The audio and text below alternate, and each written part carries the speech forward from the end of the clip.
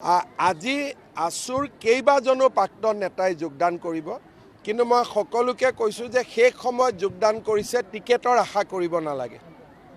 যোগদান কৰক, আদৰণি জনাইছোঁ, দলৰ মঞ্চত কামো কৰিব, কিন্তু আজি জইন কৰি অহাকালি পাৰ্টিত টিকেট এইটো অলপ দিগদাৰী হ'ব।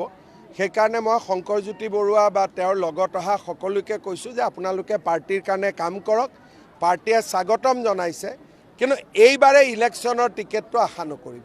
আজি আছুৰ কেইবাজনো প্ৰাক্তন নেতাই যোগদান কৰিব, কিন্তু মই সকলোকে কৈছোঁ যে শেষ সময়ত যোগদান কৰিছে, টিকেটৰ আশা কৰিব নালাগে। যোগদান কৰক, আদৰণি জনাইছোঁ, দলৰ মঞ্চত কামো কৰিব, কিন্তু আজি জইন কৰি অহাকালি পাৰ্টিত টিকেট এইটো অলপ দিগদাৰী হ'ব।